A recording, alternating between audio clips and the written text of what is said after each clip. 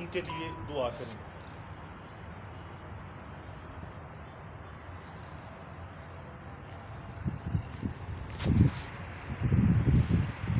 खुदा तूने जब इस ज़मीन को खुश किया और इस ज़मीन पर पानी ही पानी था और तेरी रूह पानियों पर जुम्बिश करती थी, अब तेरी रूह हम पर जुम्बिश करती है। सब बोले आमीन।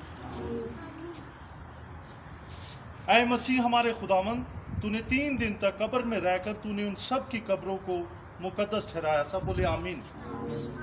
खुदा ये हमारा ईमान है। अब हालांकि हमारे जिस्म यहाँ पर कफनाए और दफनाए जाते हैं, हम हैं, ताहम हमें पूरा भरोसा है कि हम तेरी ही तरह जी उठेंगे। सब बोले आमीन।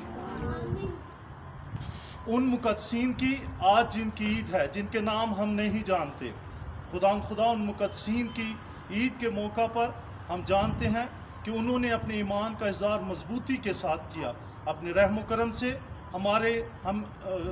से अनायत फरमा कि हमारे उन तमाम नामों को अपने दिलों में दोहराएं जिन जिन के लिए आप आए हैं।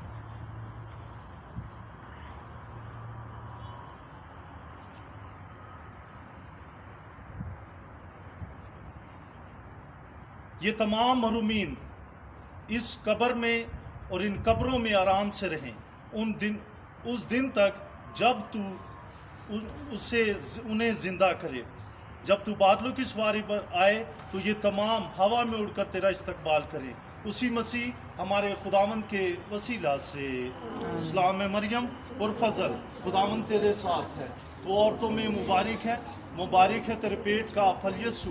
आए मुकद्दसा मरियम, खुदा की माँ, हम गुनाहगारों के वास्ते दुआ कर अब और हमारी मौत के वक्त आमीन। आए अपने हाथों को खोले, आए उसे बाप कहें। आए हमारे बाप, तू जो आसमान पर है, तेरा नाम पाक माना जाए, तेरी बादशाही है, तेरी मर्जी जैसे आसमान पर पूरी होती है ज़मीन पर भी हो। हमारे रोज़ की रोटी आज हमें दे, और जिस तरह हम अपने कर्जदारों को बख्शते हैं, तू भी हमारे कर्ज हमें बख्श, और हमें आजमाइश में न पड़ने दे, बल्कि बुराई से बचा, क्योंकि बादशाह, कुदरत और जलाल हमेशा तेरे है। आमीन। तमाम सरों को झुकाएंगे। जलाल बाप और बेटे और रूह कुदस का हो। खुदावंद आपके साथ हो।